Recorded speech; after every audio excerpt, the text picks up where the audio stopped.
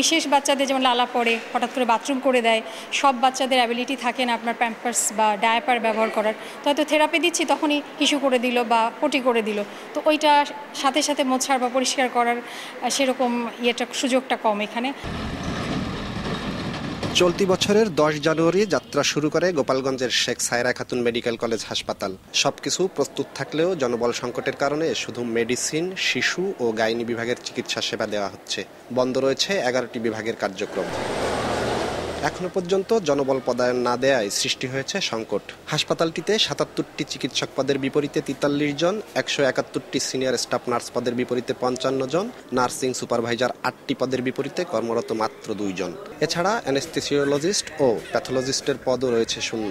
এতে বহির্বিভাগের সেবা পেলেও হাসপাতালে ভর্তি থেকে চিকিৎসা নিতে পারছে না বেশিরভাগ রোগী। আমরা যে চিকিৎসার জন্য এখানে এসেছি সে চিকিৎসার জন্য হয় না, কষ্ট করে এখান থেকে অনেক দূরে ঢাকায় যাওয়া লাগে। নগদের কাছে সব গ্রাহকই প্রিয়, তাই তো সারা দেশে ক্যাশ আউট চার্জ সবচেয়ে কম। মেডিকেলের আন্ডারে যতগুলো বিভাগ আছে সবগুলো যদি চালু হয়, তো আমরা যারা সাধারণ মানুষ বা গরিব মানুষ যারা আছি তারা আমরা এখানে সেবাটা পাবো।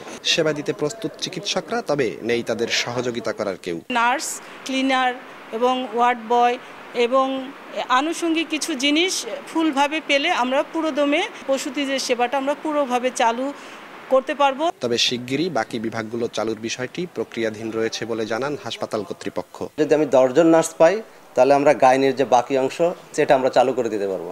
তারপর যদি আর 20 জন নার্স পাই, আমরা সার্জারি চালু করে দিতে পারবো, কারণ আমাদের এগুলো সব রেডি আছে। হাসপাতালটির 3টি বিভাগে বর্তমানে গড়ে 40 থেকে 50 জন রোগী ভর্তি হচ্ছে। বর্তমানে হাসপাতালটির বহির্বিভাগ থেকে গড়ে প্রতিদিন 700 জন রোগী চিকিৎসা সেবা পাচ্ছে।